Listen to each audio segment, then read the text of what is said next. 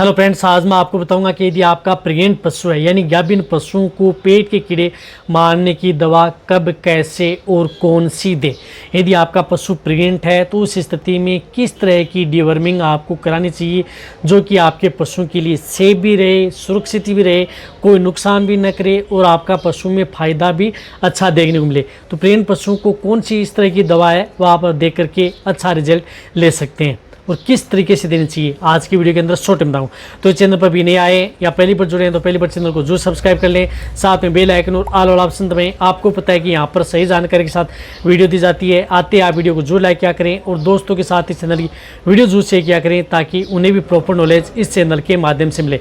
देखो, यदि आपका पशु प्रेग्नेंट है, गाभिन है, तो वहाँ पर आपको क्या करना है कि कोई भी पेट के कीड़े मारने की दवा देते हैं तो उससे पहले आपको सोचना होगा कि किस तरह की देनी चाहिए। और रही बात, जब भी प्रेग्नेंट पशुओं को यदि पेट के कीड़े मारने की दवा देते हैं तो कब दें।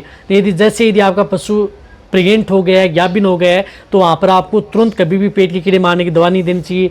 जैसे वह 3 महीने का हो जाता है, नहीं यानी जब वह 3 महीने का हो जाता है, यही वह नेचुरल करीब 3 महीने का हो गया तो आप उन्हें एक पेट के कीड़े मारने की दवा दे सकते हैं। फिर आप जैसे पशु 6 महीने का हो जाता है तो उस स्थिति में आप पेट के कीड़े मारने की दे सकते हैं। 2 बार आप जो प्रेग्नेंट पशु हैं उनको पेट के कीड़े मारने की दवा दे सकते हैं। तो इसके लिए कौन सा साल्ट है, तो इसके लिए आप जिस प्रकार से फेनबिंडाजोल है वह आप अपने पशुओं के लिए सेफ एंड सुरक्षित मेडिसिन होती है, साल्ट होती है फेनबिंडाजोल।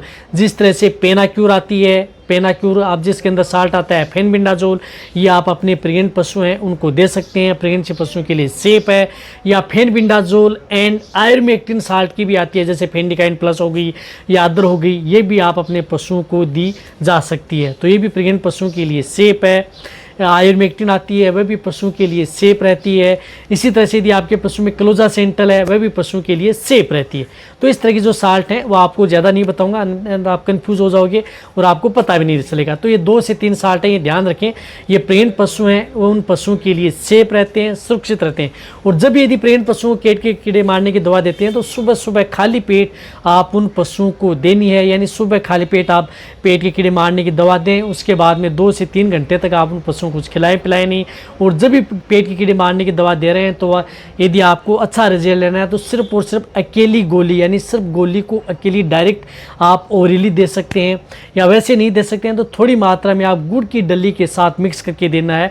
अन्यथा आप कोई बांट दाना या खलचूरिया उनके साथ मिक्स करके न दें, क्योंकि उनके साथ आपको इतना रिजल्ट देखने को नहीं मिलेगा।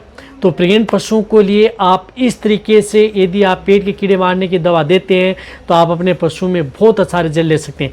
रही बात, ये प्रेग्नेंट पशुओं के लिए सेफ भी रहती हैं, सुरक्षित भी रहती हैं। और जब यदि आप अपने पशुओं को, प्रेग्नेंट पशु हैं उनको पेट के कीड़े मारने की दवा दे देते हैं तो उसमें जो पलने वाला बच्चा होता है उसकी भी साथ में उसकी डिवर्मिंग हो जाती है। तो वह भी सही रूप से जिस प्रकार से डिवर्मिंग कराते हैं तो उसमें पलने वाला बच्चा है वह भी सेफ रहेगा और आपके पशु में नुकसान भी करेगा। साथ साथ में पशु को प्रॉपर भूख लगेगी। और जो भी यदि आपने प्रेग्नेंट पशु हैं उनको कुछ इस तरह की चीज़ें खिलाएंगे तो आपके पशु में बेटर रिजल्ट देखने को मिलेगा, यानी उसका अलग ही रिजल्ट आपके पशु में देखने को मिलेगा, कोई नुकसान आपके पशु में करेगा नहीं।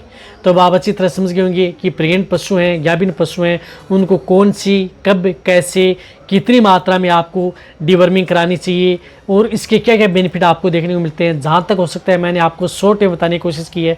तो वीडियो सभी पशुपालक हैं या वेटरनरी हैं उन सभी के साथ ये वीडियो शेयर करें जो बार बार इस तरह कमेंट्स कर रहे थे। तो इसी तरह से आप मेरी वीडियो देखते रहें। थैंक्स।